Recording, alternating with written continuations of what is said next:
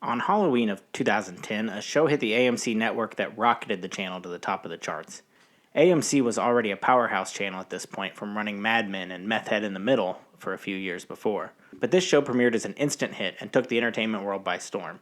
And as you probably already know, this show was The Walking Dead. The Walking Dead is a zombie drama soap opera-esque series based on the comic of the same name, written by Robert Kirkman.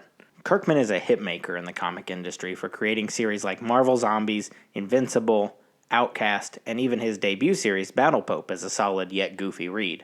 Of course, when Kirkman published The Walking Dead, he had no idea the zombie boom of the early 2010s would add his name to the list of the greatest comic book writers of all time. But here we are. The Walking Dead is still everywhere, and now every single show TWD premiered beside has either been canceled or ended. The Walking Dead and its million spin-offs make up nearly half of AMC's programming now, outside of the few movies they air. The Walking Dead comic series is one of the greatest of all time in my opinion, and will always hold a special place in my heart because it's the series that turned me into a regular comic book reader. I've read the first compendium enough that it's starting to look like unfolded origami, but the struggles of the black and white Rick Grimes and crew really got its hooks into me during my early teenage years, and the TV series became a ritual for mine and many other families to watch together every Sunday night. And after that ritual was started, it wasn't long before these characters were everywhere. Walking Dead merch flooded the stores. Toys, DVDs, shirts, and even video games like Telltale's The Walking Dead and the often forgotten about Walking Dead Survival Instincts.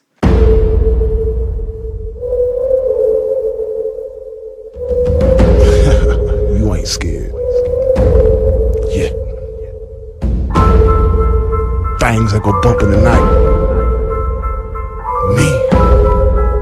Sam B. Shrunken head, broken legs, body parts on the concrete. Cut 'em up, butcher style gators in the swamp. Red light, leave 'em dead, running like a track meet. Scared of nobody, what your motherfuckers want. Believe me when I tell 'em I'm a boogeyman beast. Leave 'em slashed from their head to their feet. Pin bricks to the chest of a bitch well fed, cooking meat, cannibal trying to eat. I got a zombie army, and you can't harm me. Yeah, who do you?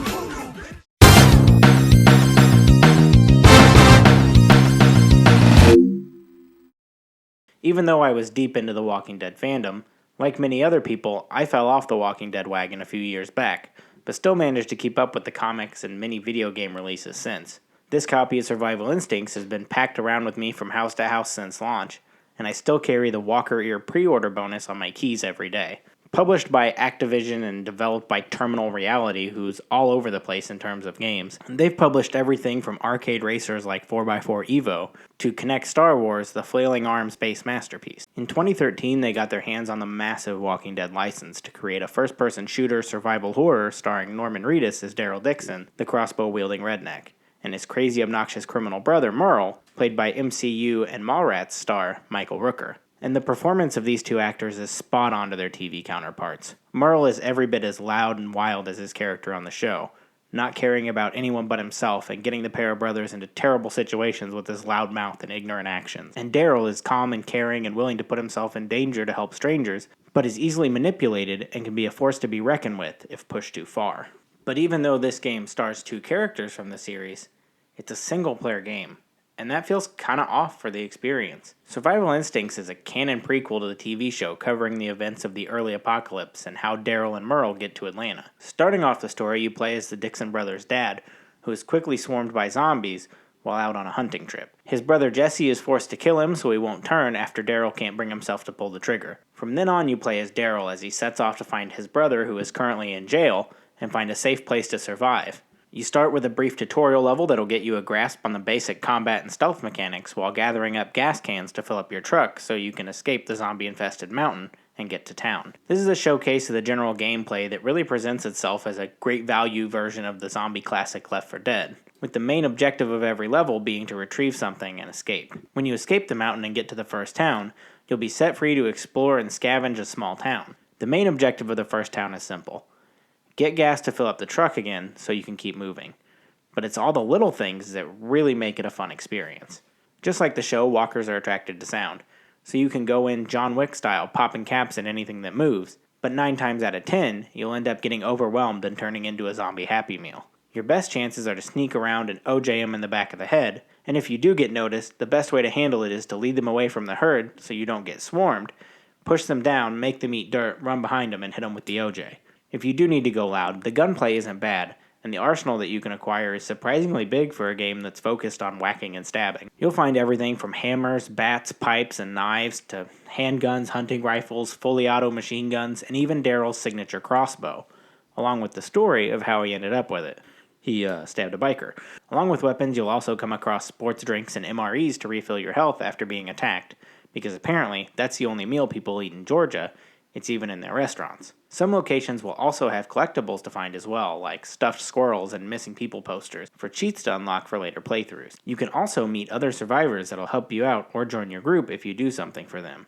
Like Officer Blake in the first town. If you find him batteries for his walkie-talkie, he'll help you in return by giving you sniper support when you're escaping, and join your group if you let him tag along. And this is where the game leaves behind its Left 4 Dead cocoon and blossoms into a beautiful zombie apocalypse simulator butterfly. After finding gas for your truck, You got a car? It's a truck. you can set off to the next stop, but depending on the vehicle you escape in, you only have enough seats for so many companions. This is where you have to make the tough decisions by deciding if you should save the gun and combat expert sheriff to help you scavenge for more food, gas, and ammo, or the useless hairstylist that can't defend herself because your wife does that for a living and you feel bad leaving her behind to die. Before getting on the road, you'll get to choose a destination, usually between two options, giving the game great replay value to try out all the missed locations on the first run. You'll get to decide what roads to take, like using more gas traveling down backcountry roads where you'll find more little towns and farmhouses to stop in to look for extra resources, or full speed ahead to the next destination on the highway with no stops in between, but a higher chance of breaking down. If your car It's a truck. does break down, you'll be forced to find whatever is needed to fix it before you can get back on the road. When you get to each destination, you can send each of your members out to find one of the 3 helpful resources, or have them wait in the truck if they're injured or have a high risk of not making it back. Each of these survivors has their own traits and weapon preferences that should be taken into account when sending them out to loot. But be careful, because if something were to happen to your survivor while they're out on a run, whatever gear you sent them out with is gone forever. The lives of these digital people are in your hands as the leader, because you get to choose what they get to defend themselves with. If you only have 2 guns for a group of 3, it's up to you to decide that you need the gun more to get yourself out of a sticky situation, and the hairstylist can prove her worth if she makes it back with a couple gallons of gas, armed only with a hammer. Now, not every person you meet will want to tag along. Some people only want you for your stuff and will trade you ammo or gas in exchange for food and vice versa. But none of that really matters if you don't want it to. Not only is this game presented poorly with its claymation-level graphics, but the entire game design is broken.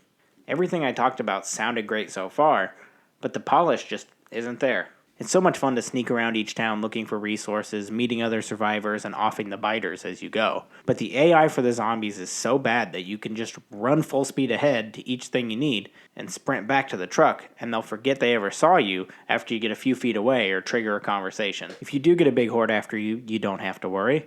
As long as there's a big truck or fence nearby to climb on, you can just wait for them to pile up and jump over and run away, or pick them off one by one. Nearly every level has a place like this you can exploit to save yourself from having to do any real work. Along with the lacking gameplay mechanics, a lot of the acting falls short as well. Like I said earlier, both Reedus and Rooker's performances are perfect representations of the characters, but it's almost to a fault because the rest of the actors voicing the survivors feels so weak in comparison. It does more harm than good to have a main protagonist that's done so well, when everyone they interact with is as interesting as a ventriloquist that moves his mouth when the puppet talks. Once you finish the story, if you're left wanting more, the game did have one piece of DLC content released with it in the form of Horde mode.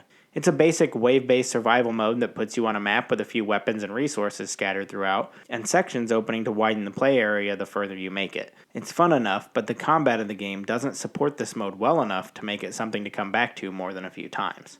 Survival Instincts can be a fun little romp through a zombie-infested Georgia with surprisingly deep sim mechanics and engaging gameplay, but the presentation causes the game to fall flat. The work put into making each of the various environments different would be great if any of the houses had a single piece of home decor. A lot of really cool ideas were wasted by a lack of work on the back end that was traded for a quick cash grab from a popular license. And even though the game got destroyed by reviewers and quickly forgotten after launch, the Walking Dead game license wasn't doomed from here on.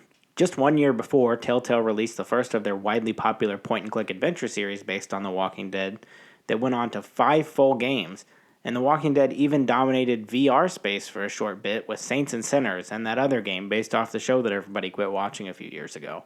The game didn't even ruin the future career in game acting for Norman Reedus, as he went on to star in the greatest horror game that never was, PT, and later in Kojima Productions' first game, UPS simulator Death Stranding, that even a whole year later, nobody really knows what that game is. But it has Norman Reedus slamming Monster Energy drinks, so it must be good. The Walking Dead has been around a long time now, and with the new spin-offs AMC keeps pumping out to keep its relevancy, it doesn't look like it's going anywhere anytime soon. And hopefully neither am I. So if you want to see more of my rambling, I've got 9 other videos you can watch if you click over there. And if you want to know when the next 9 come out, you can subscribe. And remember, every subscription you give helps spread awareness that it's a truck. And also, this is coming out like the day before my birthday, and that would be a super cool birthday present if you just wanted to hit that subscribe button. That'd be super cool. Thanks. Go play The Walking Dead. It's a truck.